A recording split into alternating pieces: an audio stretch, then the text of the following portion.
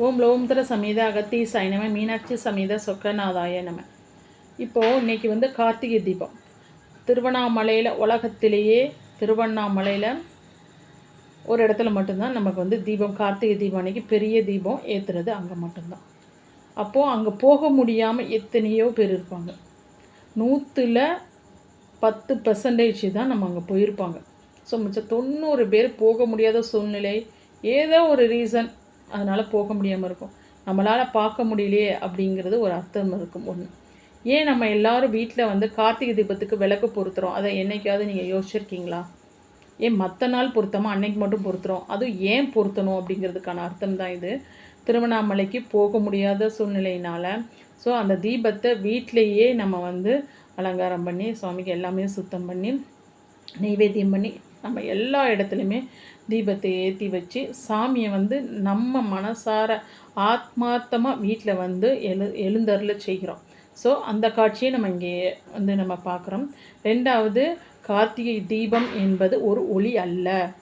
இதை எல்லாரும் புரிஞ்சுக்கணும். அது வந்து ஒரு ஜோதி மட்டுமே இல்லை, அது தரிசனம், சிவபெருமானின் தரிசனம். 4 யுகங்களாகவே அந்த மலை அதே இடத்துல இருக்குது.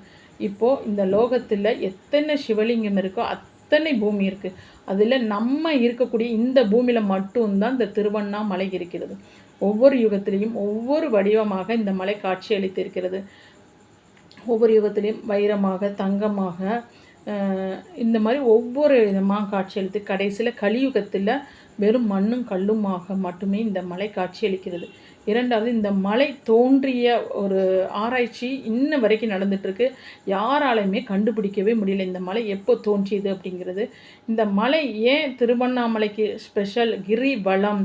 கிரிங்கிறது மலை, வளம்ங்கிறது சுற்றுதல். ஸோ ஏன் எல்லாத்தையும் விட்டுட்டு இந்த மலையை சுற்றுறோம் அப்படின்னா, சிவபெருமானின் அடிமுடி காண்பதற்காக விஷ்ணு பகவானும் பிரம்மா பகவானும் போட்டி போட்டு ஒருத்தருக்கு ஒருத்தர் மேலையும் கீழையும் போகும் பொழுது பொய் சொல்லி மாட்டிக்கிறாங்க. சிவபெருமானின் ஆரம்பம் முடிவு யாராலையுமே கண்டுபிடிக்க முடியல. ஏன்னா அப்படி ஒரு விஷயம் இல்லவே இல்லை.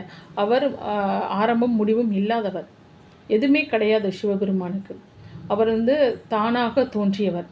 ஸோ அப்படிங்கும்போது அந்த இடத்துல அர்த்தநாரீஸ்வரராக சிவபெருமான் வந்து, அதாவது லிங்கோத்பவராக காட்சியளித்த ரூபம்தான் திருவண்ணாமலை. ஸோ அந்த திருவண்ணாமலையில் நம்ம வந்து தீபம் ஏற்றுறது அது ஒளி மட்டுமே அல்ல, சிவபெருமானின் முழுமையான தரிசனம். அன்று வந்து உலகத்திற்கே சிவபெருமான் தரிசனம் கொடுக்கறதுக்காக அன்னைக்கு வருவாங்க. ரொம்ப ஒரு சிறப்பு. திருச்சிற்றம்பலம்.